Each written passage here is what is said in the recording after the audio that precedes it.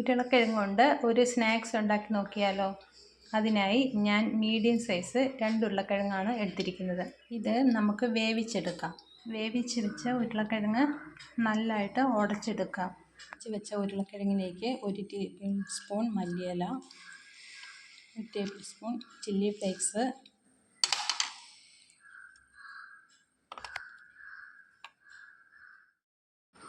1/4 teaspoon വെളുത്തുള്ളി,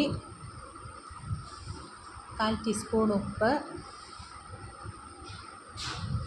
1/4 teaspoon മസാലപ്പൊടി, 1/4 cup അരിപ്പൊടി എല്ലാം കൂടെ നല്ലതായിട്ട് മിക്സ് ചെയ്തെടുക്കാം.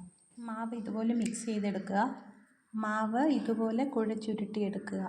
വെളിച്ചെണ്ണ പുരട്ടി ഇതുപോലെ ഉരുട്ടിയെടുക്കുക. ഇതുപോലെ എല്ലാം ഉരുട്ടിയെടുത്തതിന് ശേഷം നമുക്ക് ഒരു പാൻ വെച്ച് ഫ്രൈ ചെയ്തെടുക്കാം.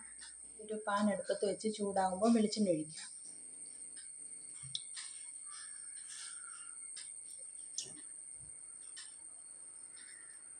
നല്ലതായിട്ട് ചൂടായി തുടങ്ങി. അതിലേക്ക് നമുക്കിത് ഓരോന്നായിട്ട് ഇട്ട് കൊടുക്കാം.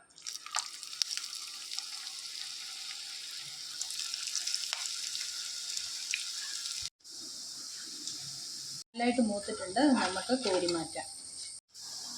ബാക്കിയുള്ളതും കൂടെ നമുക്ക് ഫ്രൈ ചെയ്തെടുക്കാം. എല്ലാം ഫ്രൈ ചെയ്തെടുത്തു. കുട്ടികൾക്കും മുതിർന്നവർക്കും ഒരുപോലെ ഇഷ്ടപ്പെടും. സോസ് കൂട്ടിയും കഴിക്കാം, അല്ലാതെയും കഴിക്കാം.